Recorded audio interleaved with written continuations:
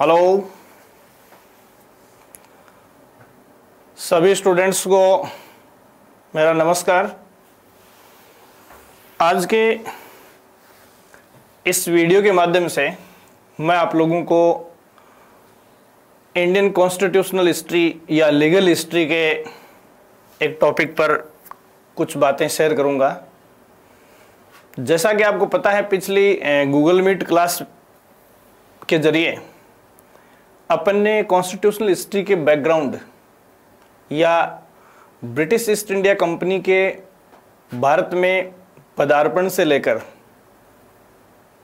1813 ईस्वी के राजपत्र तक की मोटी मोटी बातों की चर्चा अपन ने कर ली थी। आज के इस वीडियो में कुछ बातें जो मैं शेयर करूंगा, पिछले वीडियो में अपने पास स्लाइड नहीं थी, उसको अपन ने डायरेक्टली डिस्कस किया था। आज की इस वीडियो में स्क्रीन पर ये मेरे स्पीच के साथ साथ स्लाइड चल रही है। आप इसको चाहो तो स्क्रीनशॉट भी ले सकते हो और अन्यथा इसका पीडीएफ फाइल जो है मैं आपको सेंड कर दूंगा। अपन आज चर्चा करेंगे 1833 ईस्वी के राजपत्र की या चार्टर की। इससे पहले मैं आपके साथ जो बातें शेयर कर चुका हूं, उसमें मैंने आपको बताया था कि 1600 ईस्वी के राजपत्र के माध्यम से ब्रिटिश ईस्ट इंडिया कंपनी ने भारत में प्रवेश किया। धीरे धीरे उसने व्यापारिक गतिविधियों को अंजाम दिया, प्रेसिडेंसी बस्तियों के माध्यम से अपने व्यापार को बढ़ाया। लेकिन उसके बाद में मुगल साम्राज्य के पतन के बाद, स्पेशली मुगल एम्परर औरंगजेब की मृत्यु के बाद, जिसे अपन अंतिम प्रभावशाली मुगल शासक कहते हैं, उसके बाद मुगल साम्राज्य जो है वो पतोन्मुख रहा। ठीक है। उसके बाद जो कंपनी थी उसने अपनी सेना को मजबूत करना शुरू कर दिया था और कंपनी व्यापारिक गतिविधियों से हटकर शासन और प्रशासन में लिप्त हो गई थी।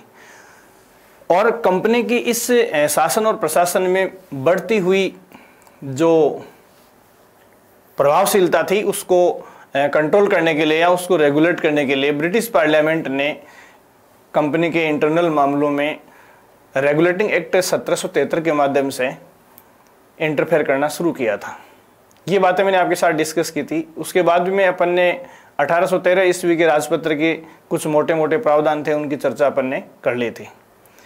उसके बाद में यहाँ 1833 ईस्वी का राजपत्र जो है ये इंडियन कॉन्स्टिट्यूशनल हिस्ट्री या इंडियन लीगल हिस्ट्री के चैप्टर में एक टर्निंग पॉइंट साबित होता है। जैसा कि मैंने लास्ट क्लास में आपको बताया था कि बहुत कम ऐसे अवसर आए हैं प्राचीन हिस्ट्री के समाप्त होने के बाद में कि एकीकृत भारत देखने को मिला है। मैंने आपको बताया था कि राजपूत युग से पहले हर्षवर्धन अंतिम शासक था प्राचीन इतिहास में जो संपूर्ण भारत का या एकीकृत भारत का शासक था। उसके बाद अपन देखते हैं कि मुगल शासक अकबर ने भारत को एकीकृत करने का अच्छा प्रयास किया था, लेकिन उसके पास भी इंटीग्रेटेड भारत नहीं था। यहाँ ये जो चार्टर है, इस चार्टर के माध्यम से भारत को एकीकृत करने का प्रयास किया गया और उसके साथ साथ कुछ अहम बातें जो अपने लीगल हिस्ट्री के इतिहास में इस अधिनियम, इस राजपत्र के प्रावधानों के रूप में अपने को मिली, उनको आज अपन डिस्कस करेंगे। तो देखिए, उस समय भारतीय धरती के ऊपर कोई ऐसी सक्षम लेजिस्लेटिव असेंबली नहीं थी जो यहाँ के लिए कोई संवैधानिक प्रावधान कर सके। तो इस कड़ी में 28 अगस्त 1833 ईस्वी ये वो तिथि है जिस तिथि को ब्रिटिश पार्लियामेंट में 1833 ईस्वी के राजपत्र ब्रिटिश शासक द्वारा 1833 ईस्वी के राजपत्र को जारी किया गया ब्रिटिश सम्राट द्वारा। और इस राजपत्र को 22 अप्रैल 1834 ईस्वी को लागू कर दिया गया। तो कहने का मतलब है कि आज अपन जिस डॉक्यूमेंट की बात करते हैं या जिस कानूनी दस्तावेज की बात करते हैं, ये 1833 में भारत के लिए ब्रिटिश सम्राट की ओर से लागू किया गया एक चार्टर या संविधान था। और यह संविधान भारत में 1853 ईस्वी के राजपत्र तक और उसके बाद भी इसके काफी कुछ प्रावधान जो है वो 1858 के अधिनियम तक लागू रहे। यहां देखिए, इससे पहले अपन इसको डिस्कस करें, मैं आपको बता दूं कि ये जो एक्ट लागू किया गया था या राजपत्र जो जारी किया गया था, उसके ऊपर ब्रिटिश पार्लियामेंट में एक गहरी बहस हुई थी। और उस बहस में इस राजपत्र के पक्ष में और विपक्ष में बहुत सारे तर्क रखे गए थे। इसमें इस राजपत्र को लागू करने के विरोध में या इसको क्रिटिसाइज करने की कड़ी में हम तत्कालीन सांसद बकिंघम का नाम सबसे ऊपर लेते हैं। और बकिंघम ने इस राजपत्र की यह कहकर आलोचना की कि साम्राज्य को एक व्यापारिक संस्था को सौंपने का कार्य ब्रिटिश पार्लियामेंट नहीं कर सकती, क्योंकि कंपनी एक व्यापारिक संस्था थी और ये ब्रिटिश भारतीय उपनिवेश या ब्रिटिश भारत जो था वो कंपनी को सौंपा जाए, इसका घोर विरोध बकिंघम ने किया था।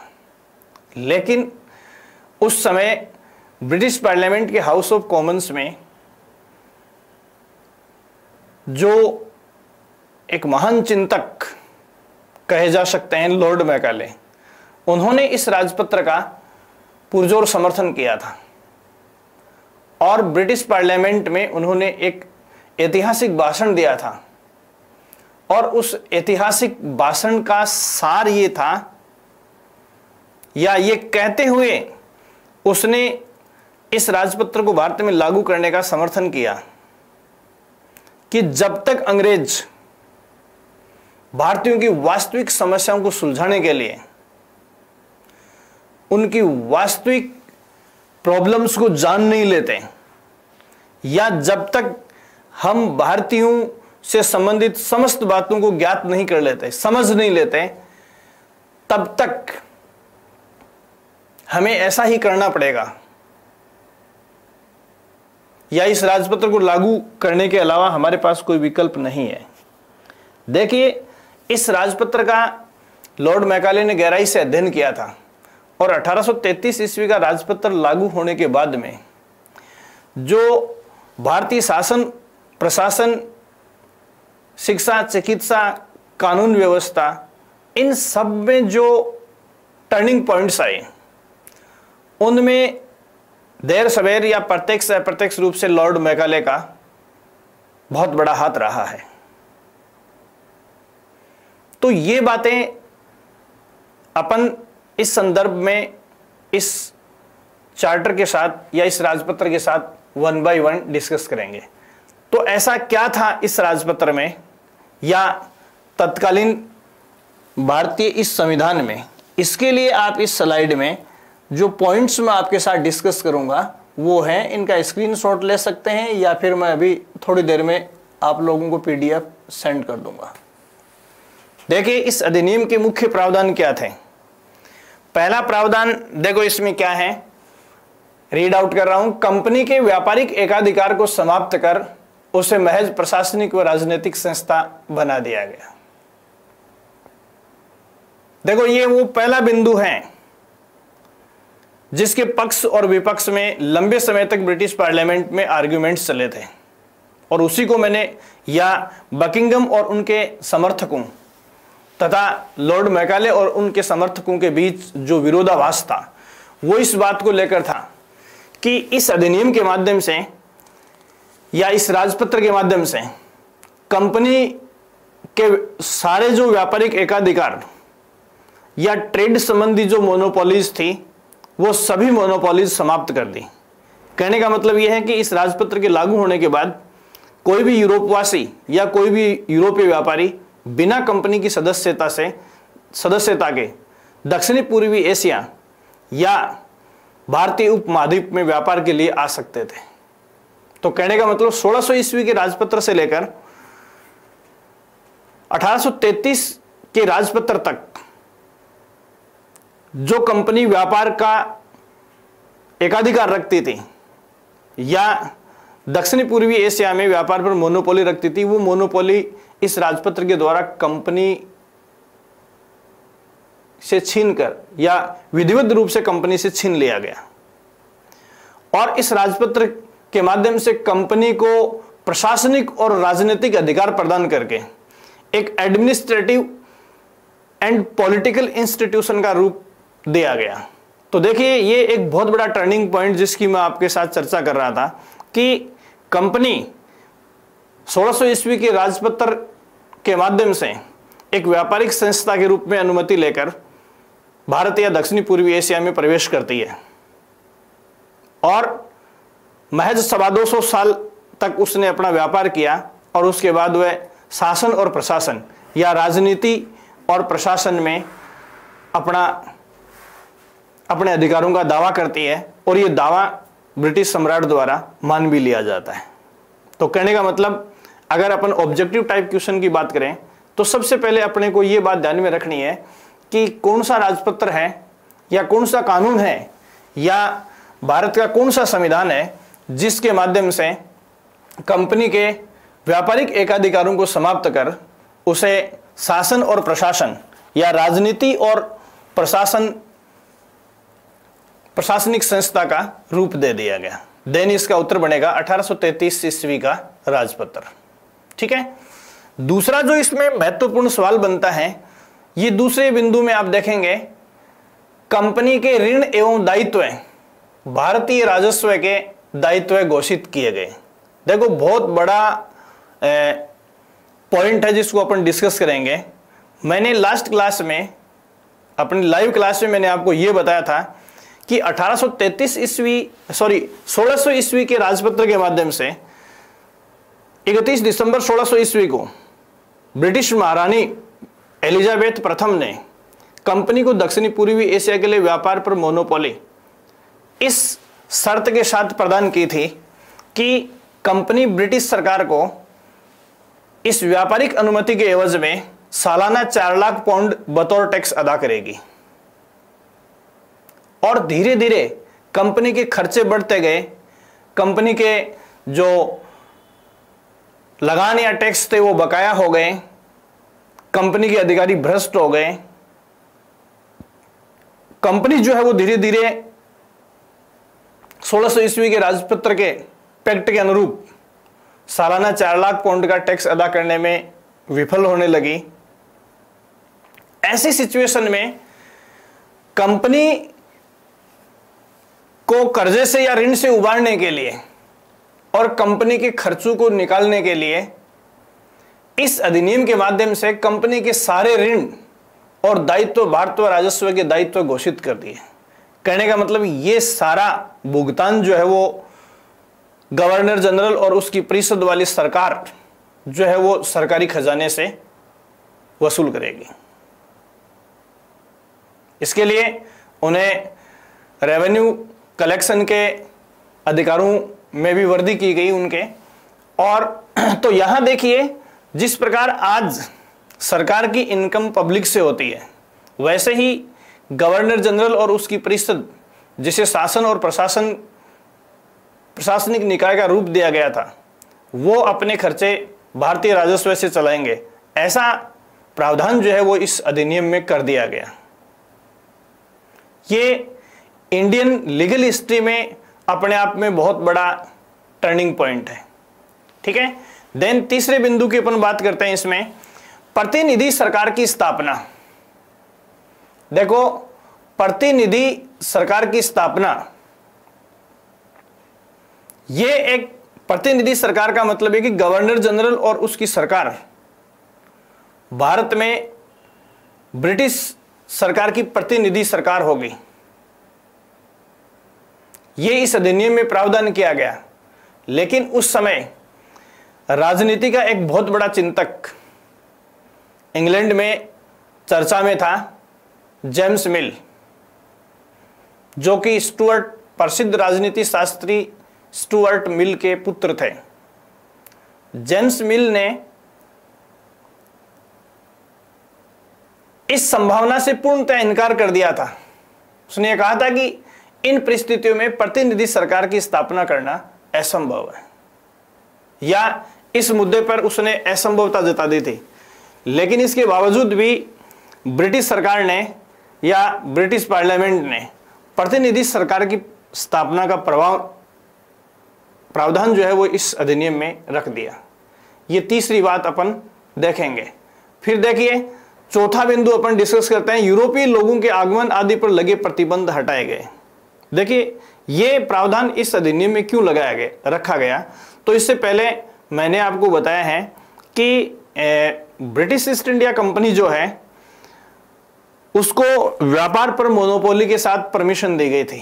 कहने का मतलब 1600 ईस्वी के राजपत्र और उसके बाद उत्तरवर्ती जो राजपत्र या अधिनियम भारतीय उपमहाद्वीप या दक्षिणी पूर्वी एशिया के लिए ब्रिटिश पार्लियामेंट या ब्रिटिश सम्राट द्वारा जारी किए गए थे, उनमें इस मोनोपोली को बरकरार रखा गया।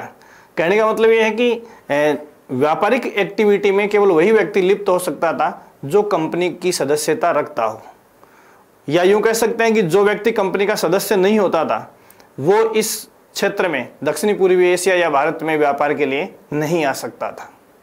ठीक है, तो यहां इस अधिनियम के माध्यम से कंपनी की व्यापारिक मोनोपोली को पूर्णतः समाप्त कर दिया गया और उसके उपरांत जो यूरोप के आम व्यापारी थे या आम लोग थे उनको व्यापार के लिए या दक्षिणी पूर्वी एशिया में या भारत में आने की जो अनुमति है वो मिल गई। वो लोग यहाँ बिना कंपनी की सदस्यता के व्यापार के लिए आ सकते थे। ये चौथा बिंदु अपन ने देखा है। फिर आप इसमें डिस्कस करेंगे, पांचवें बिंदु की अपन चर्चा करते हैं। पांचवा बिंदु देखिए क्या है। पांचवा बिंदु है सरकारी नौकरियों में योग्यता का मानदंड निश्चित किया गया। देखिए इससे पहले किसी भी राजपत्र या किसी भी अधिनियम में ब्रिटिश सरकार के पदाधिकारी या पब्लिक सर्वेंट या कर्मचारी बनने की अनुमति जो है वो किसी राजपत्र में नहीं थी। कहने का मतलब ये है कि उससे पहले योग्यता रखने के बावजूद भी किसी भारतीय को शासन की एक्टिविटी में या प्रशासनिक एक्टिविटी में शरीक होने का अधिकार नहीं था।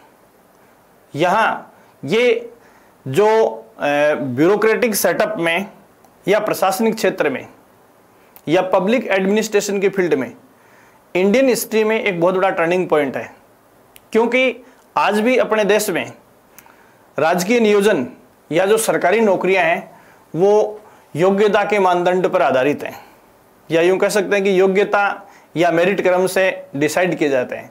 और ऐसी व्यवस्था जो है वो 1833 ईस्वी के राजपत्र में की गई थी और आज तक ये व्यवस्था हमारे यहाँ प्रचलित है। तो ये भारतीयों के लिए राजकीय सेवा में जाने का अवसर देने वाला पहला विधान था या पहला कॉन्स्टिट्यूशन था जिसके माध्यम से भारतीयों को राजकीय नियोजन के अवसर के चांस बने थे। इसके बाद में छठा बिंदु अपन इसमें देखेंगे, governor general of India in council का गठन किया गया। देखो, governor general of India in council का गठन किया गया। ये शब्द या ये शीर्षक जो आप ठीक से समझेंगे, यहां भारत में ब्रिटिश शासकों की जो नियुक्ति होती थी उस परंपरा में एक बहुत बड़ा बदलाव आया। इससे पहले मैंने लास्ट क्लास में आपको बताया था कि 1773 के रेगुलेटिंग एक्ट से पहले भारत में अंग्रेजों की जो प्रेसिडेंसी बस्तियां थी या जिन नगरों में अंग्रेज लोग रहते थे या अंग्रेजों की बस्तियां थी उनको प्रेसिडेंसी नगर कहते थे।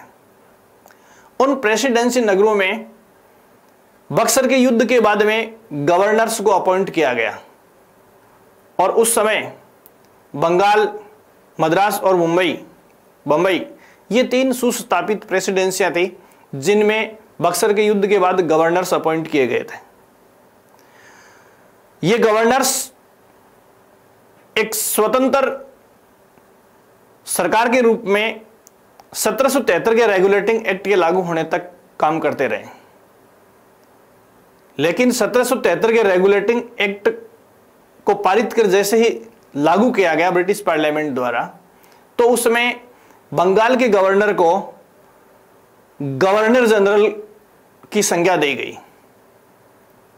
इसलिए उस एक्ट को governor general of Bengal in council यह शब्द रखा गया था। कहने का मतलब बंगाल का गवर्नर जनरल रखा गया था, और बंगाल के गवर्नर जनरल के अधीन मद्रास और बंबई जैसी प्रेसिडेंसियों के गवर्नर जो थे उनको सिविल मामलों में बंगाल के गवर्नर जनरल के अधीन कर दिया गया था।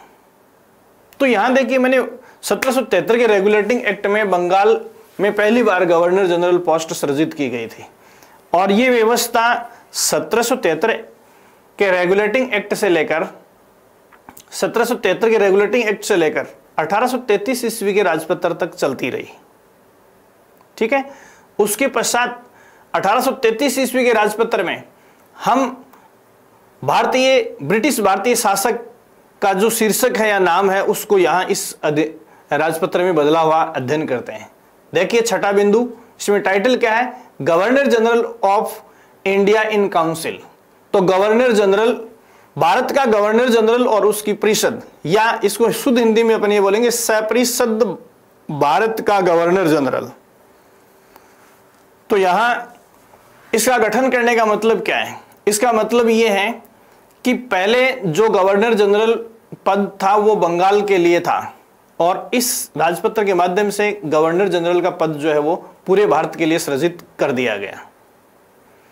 यहां देखिए, अभी जो बात इंटीग्रेशन की मैं बात कर रहा था, ये ब्रिटिश भारत के एकीकरण में पहला और एक महानतम कदम माना जाता है, या ये अंग्रेजों की ओर से लागू किया गया पहला लीगल डॉक्यूमेंट था, पहला विधान था जिसमें उन्होंने ये डिक्लेयर किया एक देश एक शासक। और कालांतर में भारत के आजाद होने के बाद हमने वर्तमान संविधान में भारत के शासक के रूप में राष्ट्रपति के जिस पद को सृजित किया है वो भारत के गवर्नर जनरल का ही परिवर्तित रूप है। इसलिए कई बार एग्जामिनेशंस में ऐसे सवाल भी पूछ लिए जाते हैं कि वो कौन सा विधान है जिसमें वर्तमान भारतीय संविधान का पहला प्रतिबिंब या इमेज देखी जाती है। देन इसका उत्तर 1833 ईस्वी का राजपत्र ही बनता है। और वो इमेज क्या थी वर्तमान संविधान की? 1833 ईस्वी के राजपत्र में इमेज क्या है? वो इमेज ये है, एक राष्ट्र एक शासक।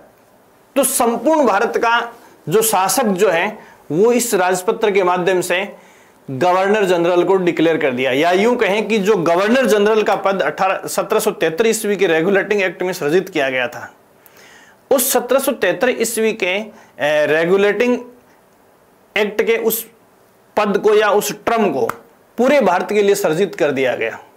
तो जिस प्रकार 1773 के रेगुलेटिंग एक्ट के पारित होने के पश्चात वारेन हेस्टिंग्स बंगाल के गवर्नर जनरल बने थे, उसी प्रकार जिस समय ब्रिटिश सरकार द्वारा 1833 ईस्वी का राजपत्र लागू किया गया, उस समय बंगाल का गवर्नर जनरल था लॉर्ड विलियम बेंटिंग।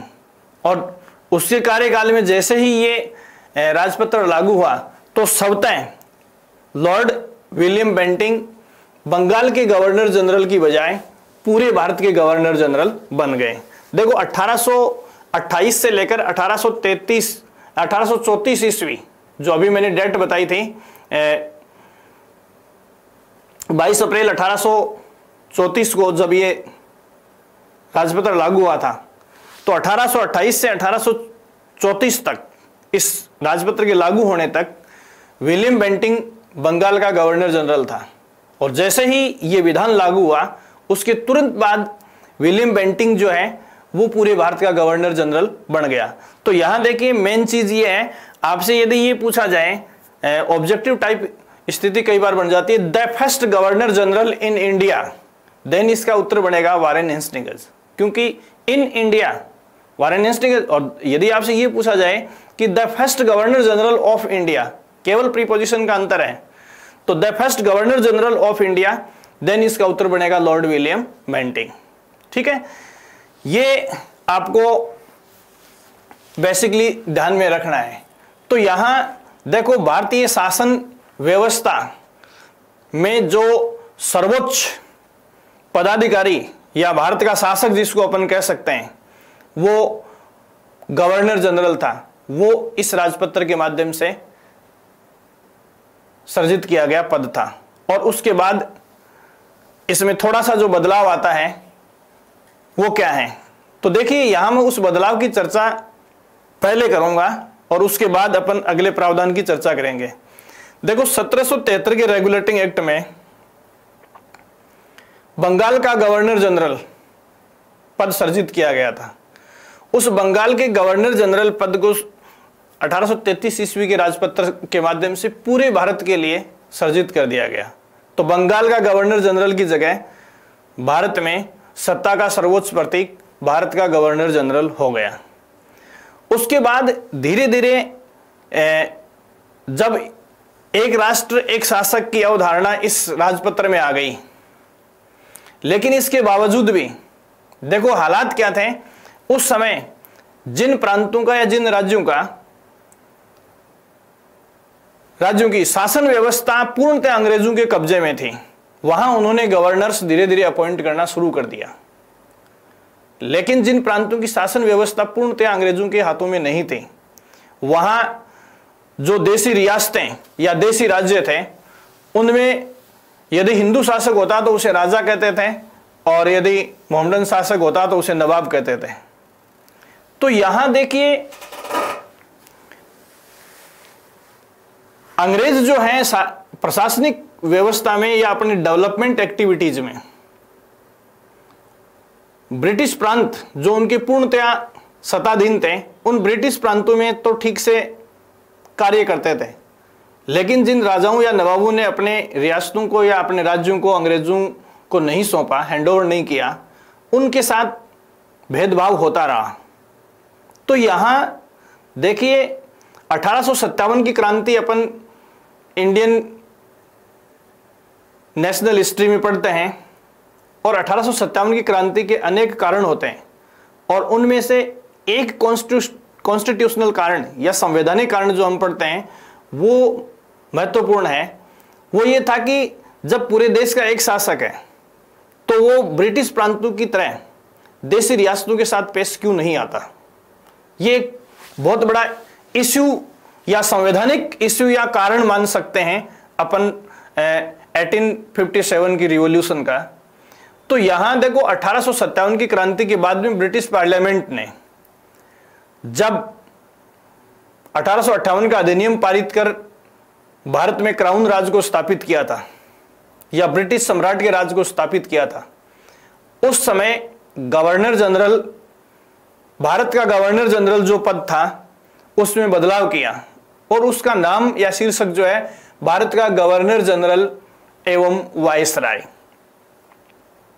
किया गया। देखिए यहां ध्यान रखने वाली बात क्या है, यहां मुख्य बात यह है कि कुछ पुस्तकों में 1858 के अधिनियम के बाद में या ये लिखा हुआ मिलेगा कि 1858 के अधिनियम के माध्यम से गवर्नर जनरल के पद को समाप्त कर दिया गया और वायसराय पद सर्जित किया गया। ऐसा नहीं है।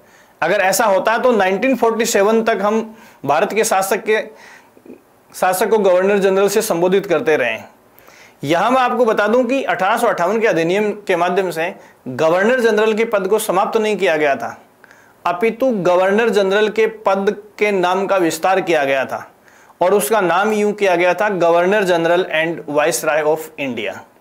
तो यहां देखो इस पद के ऊपर आदमी एक ही नियुक्त होता था, या यूं कह सकते हैं कि गवर्नर जनरल का जो रोल था वो ड्यूअल कर दिया गया।